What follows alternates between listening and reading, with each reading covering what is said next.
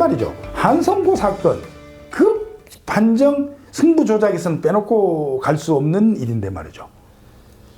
그 그렇죠. 사람이 자살을 하고 학병이 예.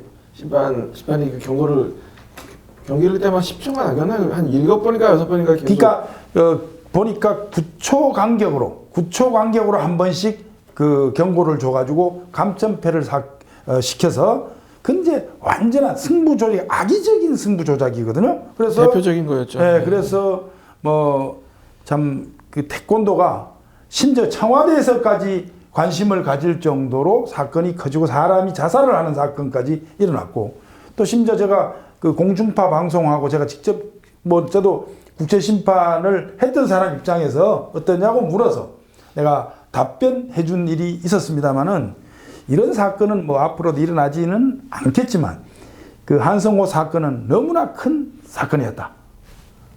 짚고 또 한번 넘어가야 될 사건이 또 하나 있을 텐데요. 그때 이제 아까 김감님께서 그 마룻바닥에다가 이제 그 플로링, 플로링에다가 모래를 뿌렸다는 사건 말씀하셨는데, 이제 또 비슷한 뭐 경기장에 소화기를 난사한 적이 있었죠. 소화기를. 사진 찍으셨잖아요. 네, 제가 그때 어떻게 사진을 또 찍게 됐었는데, 그때는 그 경기가 풍세였습니다. 풍세. 겨루기가 아니고, 사실은 요즘 저도 이제 경기장을 다니다 보면은 겨루기보다도 풍세 쪽에서 어떤 승부에 대한 판정이 더 민감한 부분이 더 많이 느껴져요.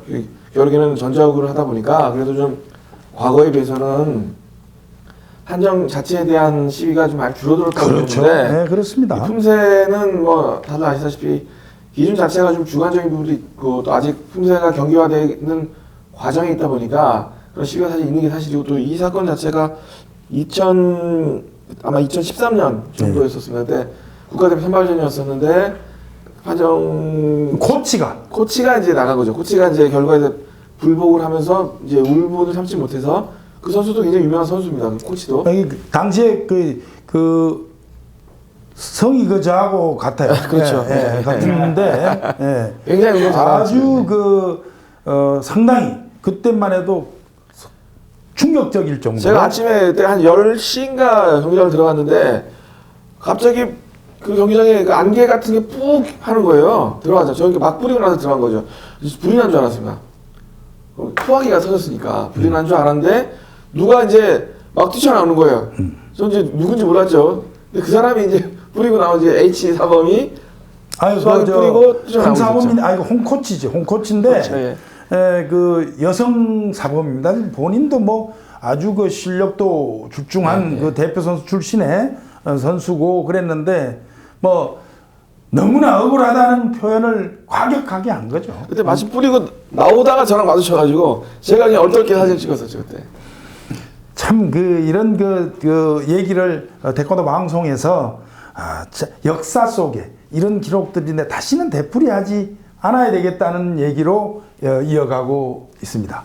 그런 이야기가 사실은 뭐 지금 현재까지도 이어지고 있지 않습니까? 뭐 쿠바 뭐 2008년도 올림픽 때도 그랬고, 뭐 한성구 사건도 그랬지만은 당장 뭐 5월달에 그때 박수영 사모님하고 저하고 같이 있었죠. 맨체스터 세계대회 때에서도 그 사건이 있어가지고 그 판정 시비에 대한 시비가 굉장히 컸었던 적도 있었고. 그 맨체스터 사건은 제가 이제 그 자리에 있었는데, 이 심판으로서 가슴이 아프고, 선수를 보니까 안 됐어서 가슴이 아프고, 정말 옆에 앉아 있는 다른 심판이랑 막 손을 꽉 쥘 정도로 좀 이렇게 가슴 아픈 사건인데, 이제 개인적으로 제 개인적인 의견으로는 이 감점의 기준이 너무 낮지 않았나 이런 생각이 기준이? 네. 예. 그러니까 처음에 기준을 너무 낮게 주다 보니까 3회전까지 그 기준을 가지고 계속 준 거예요. 그러니까 감점이 많이 그러니까 제가 그때 현장에서도 박성 사범한테 물어봤었는데, 이게 이제 중요한 건 이거라고 생각합니다. 뭐냐면 그 심판이 고의적으로 이 상대 선수를 이기게 하기 위해서 일부러 줬는지, 아니면 지금 박수영 사모님이 지금 얘기한 것처럼 자기의 기준 자체가 너무 좀 이게 좀 뭐 높다고 그래야 되나, 낮다고 그 기준 자체가 있다 보니까 거기에 따라 주다 보니까 된 건지, 이게 사실 저도 이해가 안 갔는데, 우리 박수영 사모님 그때 심판으로 계실 때 지금도 말씀하셨지만은 일부러 조작적으로 하려고 한 건 아니라는 의견 쪽이신 거잖아요. 네네.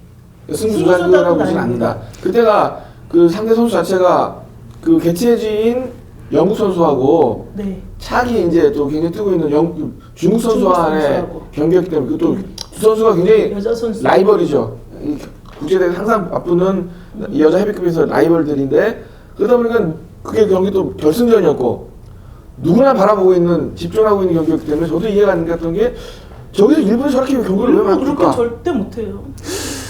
그래서 이제 그렇습니다. 이게 참 그 다시는 70년대부터 이제 지금까지의 판정 시비 혹은 승부 조작에 대한 얘기를 하고 있는데요. 이제는 태권도가 올림픽에 간 이상 더 이상 앞으로 이런 그 지나간 얘기를 다시 하지 않았으면 하는 마음으로 우리가 이런 얘기를 오늘 나눠보는데요. 다음 시간은 오늘보다는 훨씬 나아질 거라고 생각하고요. 또 경기장 문화도 그때쯤이면 더 나아지지 않겠나는 생각으로 오늘은 여기까지 마무리하고자 합니다. 지구촌 태권도 방송 시청자 여러분, 오늘 방송은 어떠셨습니까? 참 모처럼 그 태권도의 다소 지나갔던 역사 속에 치부도 또 마음을 열고 오늘 얘기를 많이 나눠봤습니다. 이런 일이 다시는 있어서는 안 된다는 마음으로 우리가 이런 프로를 준비를 했습니다. 다음 시간은 더 좋은 그 내용을 가지고 여러분들을 찾아뵙도록 하겠습니다. 그리고 저 자신도 오늘 얘기를 하면서 남의 얘기가 아닌 저 자신도 거기에 한때 그 반성하는 마음으로 오늘 이 방송을 했다는 말씀을 드리면서 다음 시간에 건강한 모습으로 웃는 모습으로 찾아뵙도록 하겠습니다. 안녕히 계십시오. 수고하셨습니다. 수고하셨습니다. 수고하셨습니다.